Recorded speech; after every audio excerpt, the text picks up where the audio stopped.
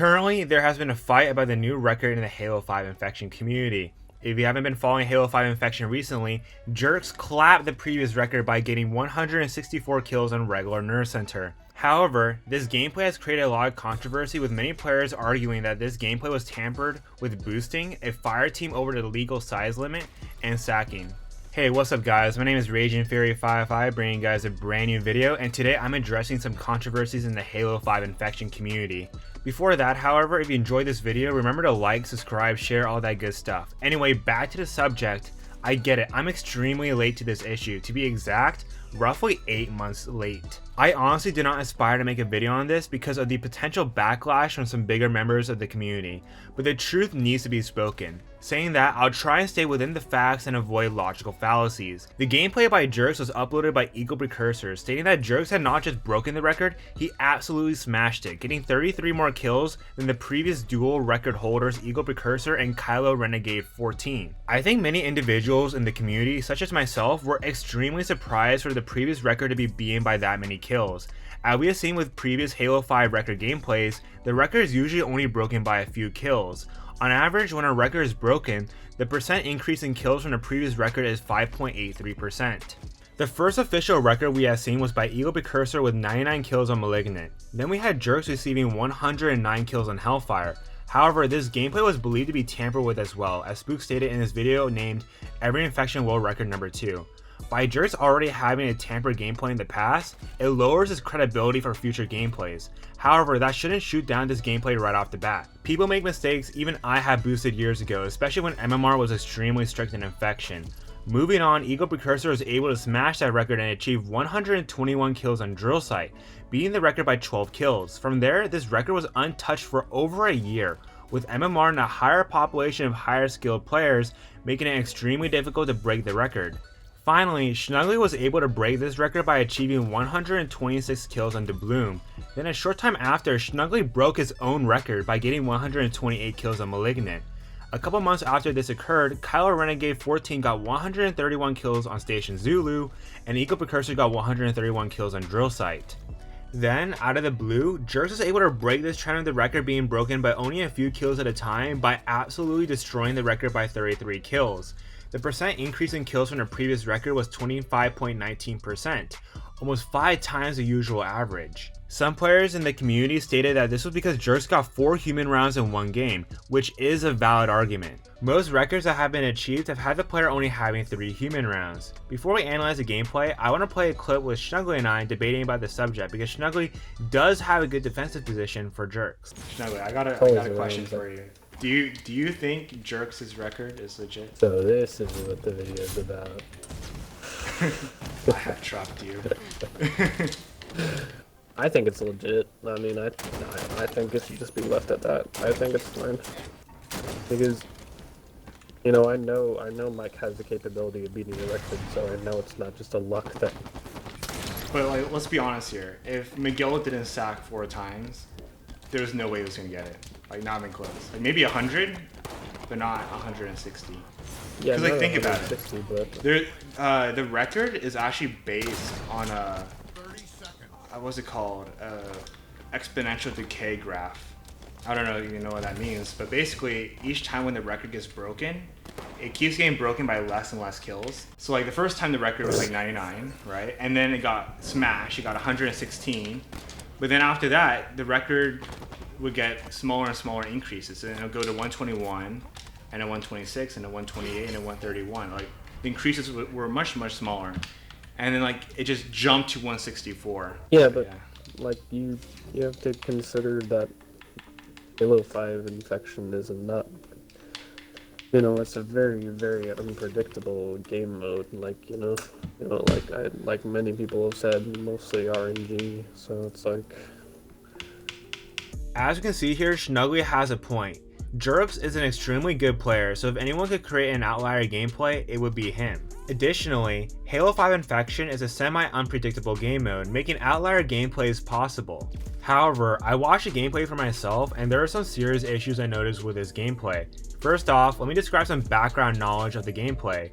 Eagle Precursor gave me a pretty rough description of the gameplay in the start of the video, but he did give us one key piece of information we need to remember while analyzing this gameplay. Eagle Precursor states that Jerk's fire team had 2 other individuals. This is within the legal limits of a fire team size according to Eagle Precursor's video titled The Boosting Rant. According to Eagle Precursor in this video, any team can have up to 3 members and still produce a legitimate record gameplay.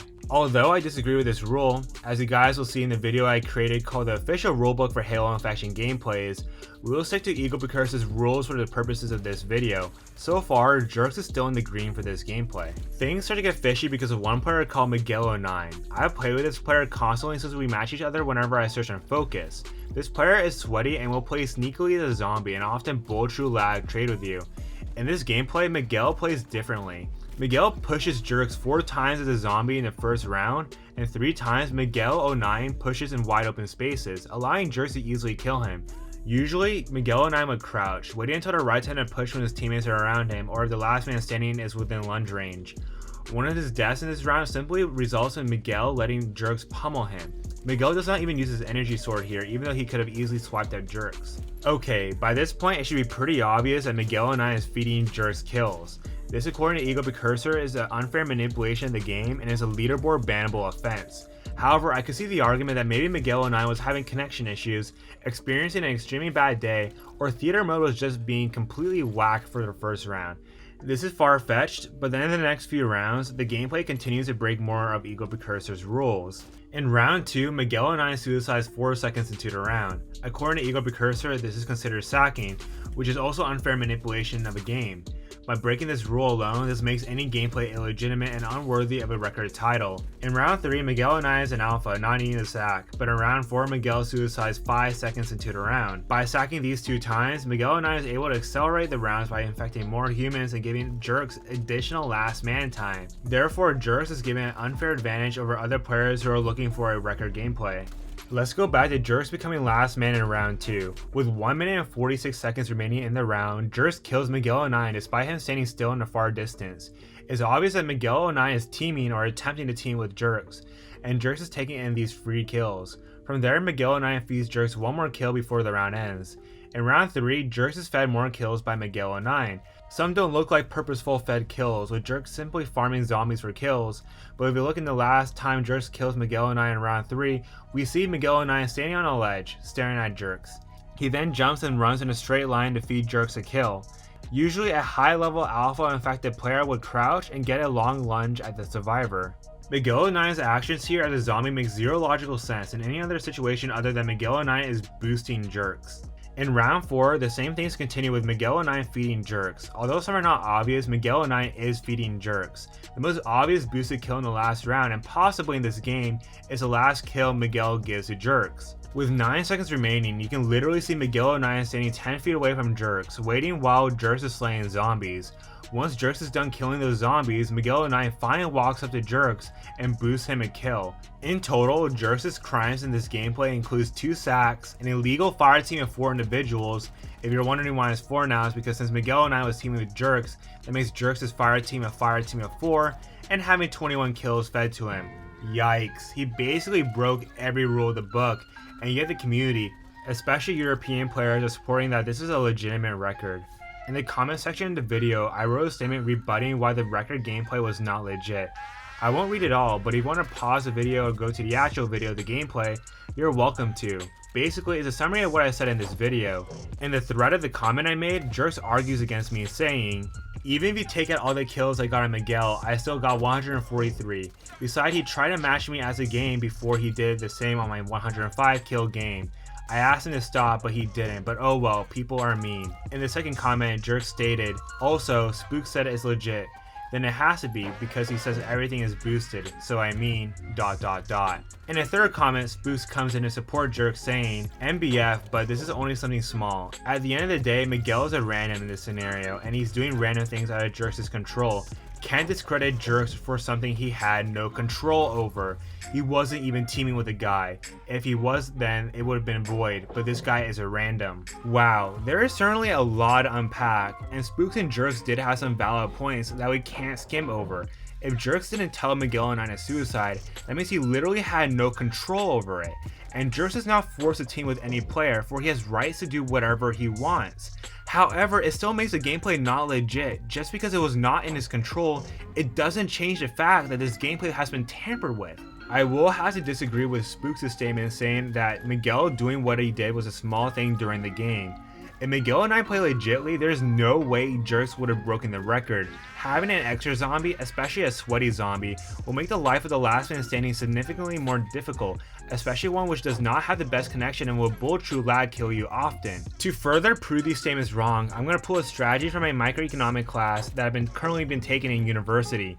In microeconomics, whenever we're unable to see the consequences of an action made by a certain individual, we exaggerate the example in order to clearly see what's going on. Even though I think it's pretty obvious how major of a boost Miguel and I gave to Jerks, let's exaggerate the situation so even players such as Jerks and Spooks realize that their argument contains a logical fallacy. Let's say, for example, Jerks was playing with his team of 3 and instead of matching one Miguel and 9, he matched 6 of them, with all of them replicating the actions the original Miguel and 9 did. This would give Jerks such a big advantage that he could probably hit over 200 kills in that sort of a game. Additionally, according to Jerks and Spooks, this would be still considered a legit gameplay because these players were out of Jerks' control. See how this logic is flawed? It just doesn't work. Further down in comments, we see other players supporting Jerks, such as Irish Bros 327 saying, "People are stupid, it's called theater mode and the reticle can be off a lot of the time, but this is 100% real. Let Jerks live in peace and enjoy what he deserves. Well done, Jerks." As we can see from Irish Bros 327, he blames theater mode, but this argument just doesn't make sense. A sweaty zombie just can't turn into a full-on boosting zombie from the magic of theater mode. It simply doesn't work like that. Other well-known community members such as RockyStar686 tried diverting the heat off Jerks' back instead of making a valid argument defending Jerks by attacking me, saying, "No hate, but all the points you just made will be completely twisted if you got this. Why don't you upload your Speed Demons record and let the community see if you were playing with teammates and they were walking into zombies effectively suiciding to get you last? Don't call a gameplay boosted because it's something the player has no control over when your old videos say a lot about how you got your stats and naires." Ouch. That is a really aggressive statement. So instead of trying to defend Jerks, he instead tries to attack me. I actually find this sort of funny because all the European players think I have the most unlegit gameplays, but in reality it might be the other way around. I uploaded a Speed Demons video the next day illustrating how my gameplay was very much legit. Yes, it was not the flashiest gameplay in the world, but it was still a solid legitimate gameplay. Rocky then apologized, which I'm glad he did, saying, "Never said you faked anything, just sketchy as fuck how you would get the Speed Demons record but didn't post it and then call a player out for boosting a record. As I said, no hate towards you on what I commented.